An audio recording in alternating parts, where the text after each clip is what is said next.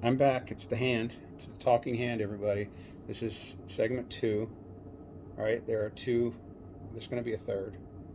All right, third will be the big reveal. You're not seeing my face. It's my birthday. It's the evening of my birthday. You're watching this. Most of you are watching this on the third, but the 2nd of August was my birthday. So this is the evening as I'm recording this. All right, my son, 15 years old. Basketball is life. Now, I got him into basketball when he was 6 years old because I was a wrestler in high school, in elementary school, junior high school, even in college. I was a wrestler. Man, it got tough in college, but those are the serious guys. And I did okay until I got injured. Had a pretty good season up until I got injured my second year in college. And but when you get out of college, you can't run down to the gym. Your local 24-hour fitness. And say, hey, want to wrestle?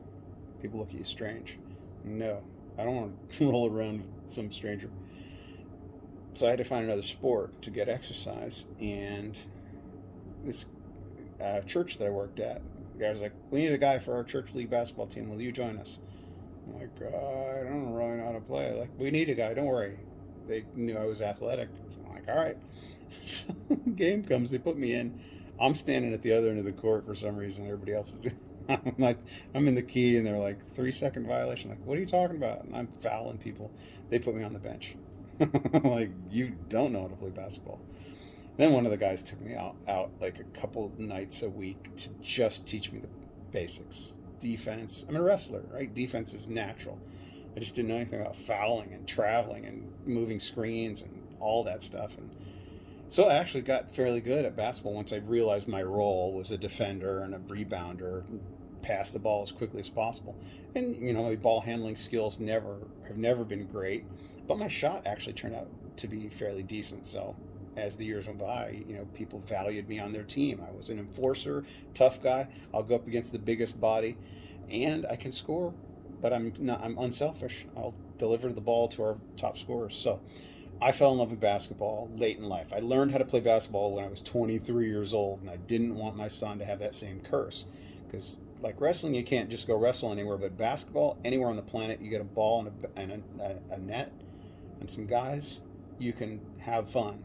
That's all. And so, no matter how good you are, I wanted my son to at least know how to play the game from an early age. Unlike me, I wanted him to learn to have ball control and court vision, know the game, the fundamentals, be good and be a guy. If you're good at basketball, you can have friends wherever you go, and you'll have fun wherever you go. Well, he fell in love with it. Like, all he wants to do is play basketball. He's been on a couple teams simultaneously, and he's not the greatest player, but he does have certain skill sets that you can't learn. Like, he's let's say, so he, as a freshman in high school, he was on the JV. So he wasn't on the freshman team. He was good enough to make the junior varsity team as a freshman. The really good players the really, really good players make the varsity team as a freshman. So that tells you where he is. He's not the greatest player, but he's better than average. And then, so now he's a sophomore, and he's on the JV team still. So he's not didn't advance to the varsity. And our team, the coach recruits talent for the varsity. So a lot of neighborhood kids, probably the better neighborhood kids, probably won't make the varsity anyway. But so he's a good player. So they had a game. They had a 4-day tournament. It was one game each day. The first, game 2 was one of the best games of his career. Right? So I'm not kidding, he was the all-star of the game. Everybody in the room was watching him. It was one of those days. He has those kinds of games every now and then. He's a solid player. He's always contributes. He's a hustler. But every now and then have a breakout game where he does everything. So defense is just natural for him. He loves defending. Like me, he'll go up against the toughest guy. He's not big. He's not tall, but he's muscular. He's strong. Very, very, very aggressive and tenacious. So this game, the second game of the tournament, which was on Friday, he he essentially shuts down the other team's best player. Well, for most of the game, the guy still scored a couple times, but for probably 70% of the game, my son shut the guy down. He took him out of his game, the best player on the other team. And my son got 3 steals, at least like 3 or 4 assists, no less than 7 rebounds, and about 18 points, maybe 20. But he was scoring left and right. He was playing the whole court. He was shutting people down on defense, stealing the ball, rebounding, and he was scoring. He was driving. He was shooting 3-pointers. He didn't make any of his 3-pointers. His shot is getting better, but he was real close. But he was driving the lane, doing a couple of pull-up jump shots and scoring and getting fouled and hitting free throws. Like, he was just doing everything. He had one of the best games of his career. That was Friday. Saturday. Now, my son's a starter on the junior varsity. He's a starter, which means he plays most of the game. He starts, he plays most of the game. After that game on Friday, Saturday, I walk in a little bit late. Game started, and he's sitting on the bench. I'm like, what's going on?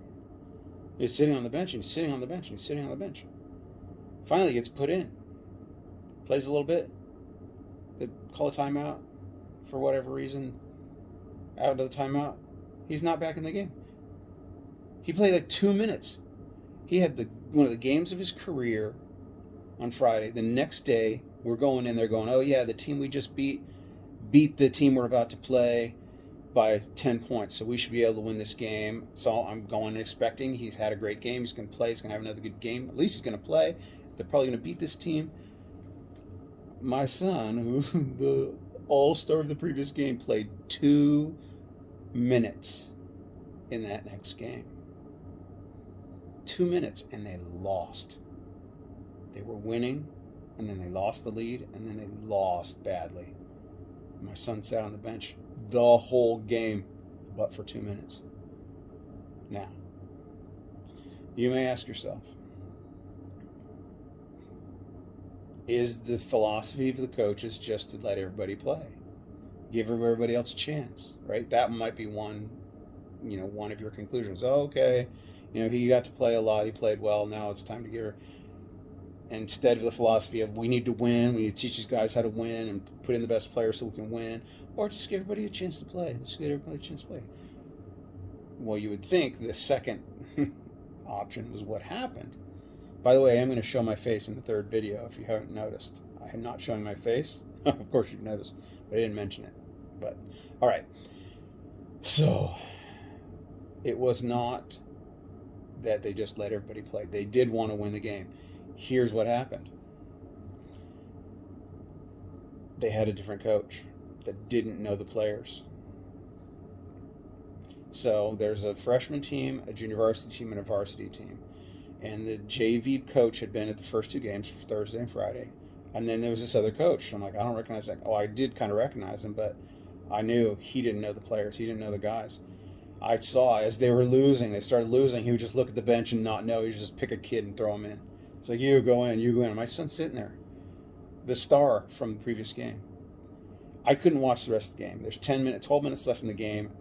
I can't shout at the coach to put my son in. I can't do that. But I certainly couldn't sit there and just watch my poor son sitting there on the bench, confused as to why he's not in the game. Actually, everybody confused why he's not in the game. I had to leave. So I just go to the car. My son comes out after the game. I'm like, yeah, it was just the coach didn't know, right? He didn't know you. He was like, yeah, I guess. I don't know. He goes, a ref came up to me and asked why I didn't play. A referee came up to my son and asked why he didn't play. That was a ref that had reffed the game before. He's like, boy, you were all over the place. Why didn't you play today? And my son, I'm telling you, here's why I'm proud of him. He shrugged his shoulders and said, I don't know. He didn't complain. Make up any excuses. He just, honestly, truth. I don't know. I was so proud. I was infuriated. I was enraged. What the heck's going on here? But he is a team player. He's all hustle, but he on the court and off the or on the court or on the bench, he has so much character. I'm so proud of him. Well, the next day in the fourth game, the regular coach was back, and I had to talk with him. Like, did you hear what happened? It was so frustrating. Blah blah blah. So, and then they won that last game. So, and he had a good game in that game. So, there's my story about my son. Those of you who care. All right, I'm gonna turn this off, and I'm gonna do one more video, and you're gonna understand why I'm not showing my face.